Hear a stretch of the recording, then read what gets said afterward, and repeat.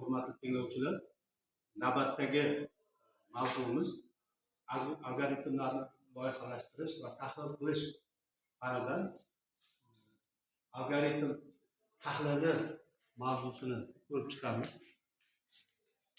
Algoritmlarni tahlili quyidagi taqdimotimizda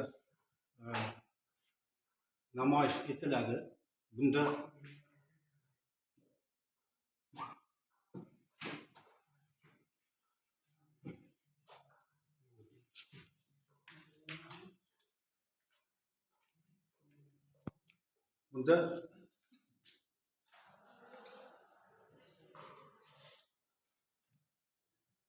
algoritm tahlil turlari, tahlil maqsadi, algoritmni taqqoslash, algoritmni ishlash tezligi va algoritmni to'g'riligini isbotlash.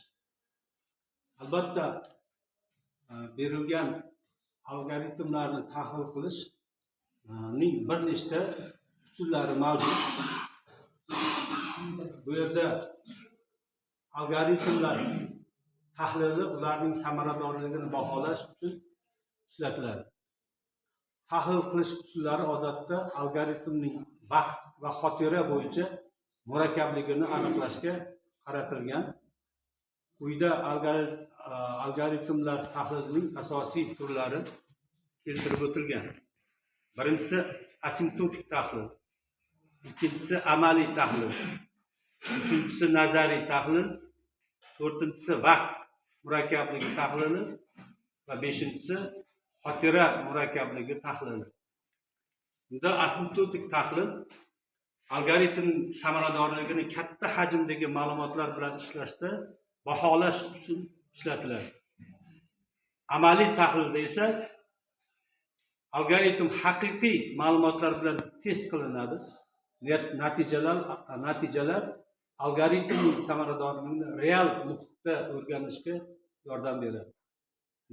Nazariy tahlil jarayonida algoritmning bajarilish muddatini va xotira talablarini aniq matematik formulalar yordamida baholaydi. Bu usul algoritmning ichki tuzilishini chuqur o'rganishga qaratilgan. Va to'rtinchisi vaqt murakkabligi tahlil jarayonida algoritmni bajarish uchun ketadigan vaqtni baholaydi. Vaqt murakkabligi odatda kirish ma'lumotlarning hajmiga bog'liq. Va xotira murakkabligi tahlil jarayonida esa algoritmni bajarishda foydalanilgan operativ xotira hajmini tahlil qiladi. Ya'ni tezkor xotira hajmini tahlil qilishni tahlil qilinadi.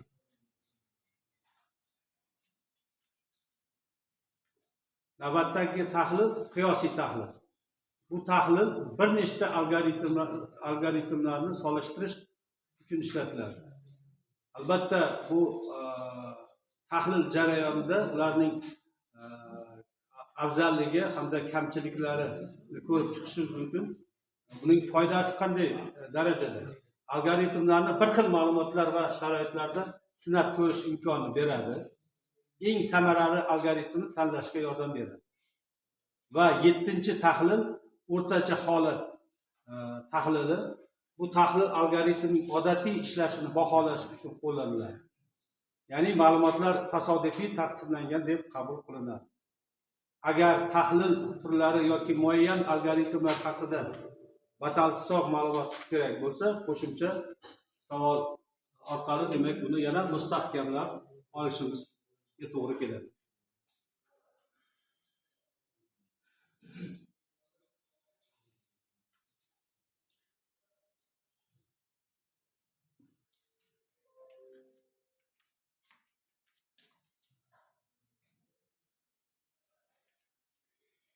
Algoritmlar tahlilining asosiy maqsadi nima?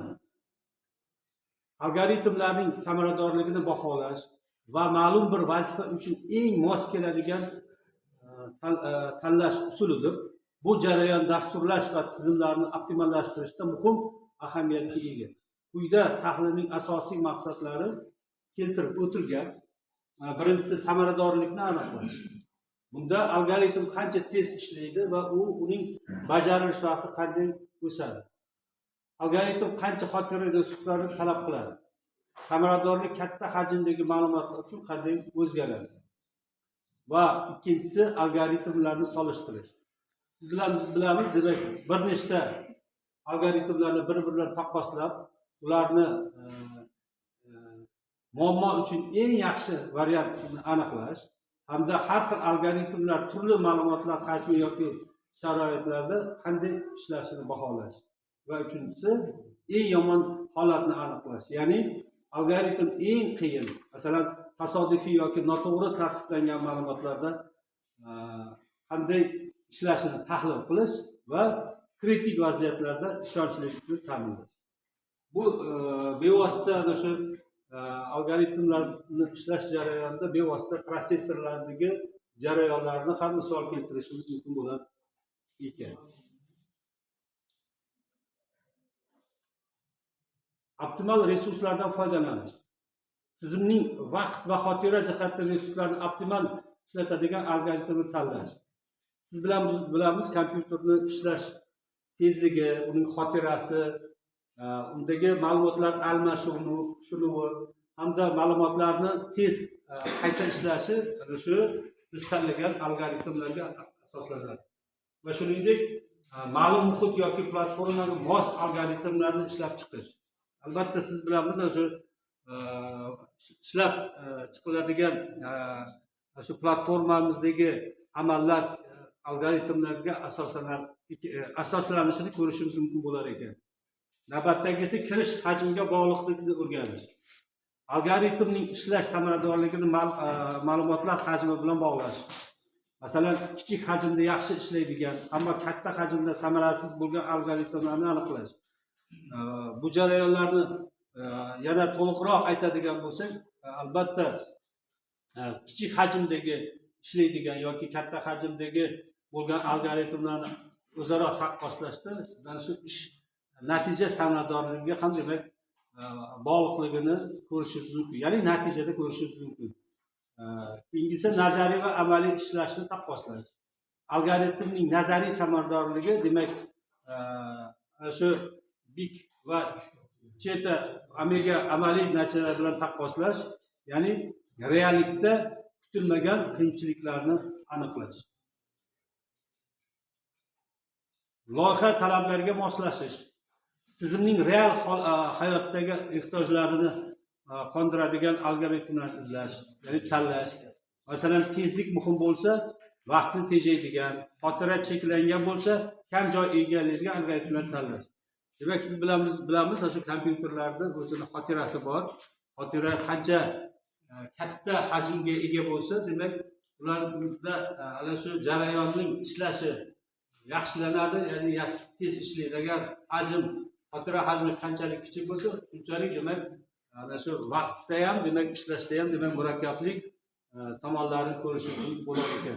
Demak, muammolarni oldindan aniqlash, bunda algoritmning katta hajmdagi ma'lumotlar bilan ishlashda yuzaga kelishi mumkin bo'lgan muammolarni aniqlash va ularni hal qilish yo'llarini izlash.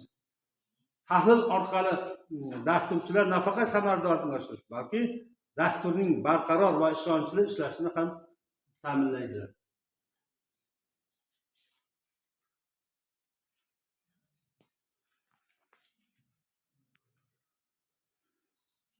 Algoritmlarni taqqoslash mana bu yerda mezonlari bilan keltirilgan o'sha vaqt murakkabligi. Unda algoritmning bajarish vaqtini baholaydi.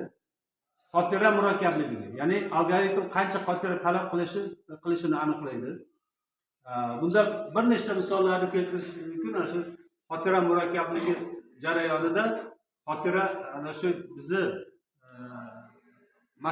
bizga qo'yilgan masalani demak ishlash jarayonida albatta ana shu dasturimiz demak qancha xotirani talab qilishi belgilanadi. Eng yaxshi, o'rtacha va eng yomon holatlar. Ma'lumotlar turiga qarab algoritmning ishlashini taqqoslaydi. Ma'lumotlar hajmiga bog'liq. Ya'ni bunda algoritm kichik va katta hajmdagi ma'lumotlarga qanday ishlashini tahlil qiladi. Oddiylik va murakkablik. Algoritmni dasturiy jihatdan amalga oshirish va tushunish qanchalik oson yoki qiyin ekanligini aniqlaydi. va moslashuvchanlik algoritm turli ma'lumotlar to'plamiga qay darajada moslashadi. Demak, umumiy qilib aytadigan bo'lsak, ana shu algoritmlarni ishlash jarayonida albatta xotiraning ahamiyati juda kerak ekanligini demak ko'rishimiz mumkin bo'lar ekan va bularda shu xotiraning qay darajada demak foydalanishi yoki shu xotiradagi ga kiritilgan ma'lumotlarni ishlashi tezligi bizga albatta u shu raqamli ko'rinishda ishlashi va bizga analog ko'rinishda ifodasini demak ko'rishimiz mumkin bo'lar ekan. Keyingisi vaqt va xotira murakkabligi bo'yicha taqqoslash. Mana bu joyda ana shu algoritmlarni turlari berilgan. Shu algoritmlarni eng yaxshi hisoblash bo'yicha o'rtacha, eng yomon xotira murakkabligi, ya'ni stabillik, ya'ni doimiy holatdagi ko'rinishlar. Agar bularni taqqoslaydigan jadvalni ko'radigan bo'lsak, albatta bular o'sha o'zini eng yaxshi holatini ham ko'rishimiz mumkin bo'lar ekan. Bu eng shu yaxshi holatda demak shu ishlash tezligi, samaradorligi, shu xotiraning demak kengliklarini demak bir shu jadvalda demak ifodasini ko'rishimiz mumkin bo'lar ekan. Mana real holatda va joriy muhitda taqqoslash algoritmlar amaliyotda turli holatlarda har xil ishlashi mumkin. Masalan, kichik hajmli ma'lumotlar uchun Einstein sort yaxshi ishlaydi, chunki u oddiy va yaxshi optimallashtirilgan. Keyingisi katta hajmli ma'lumotlar uchun demak yaxshiroq tanlov bo'lishi mumkin.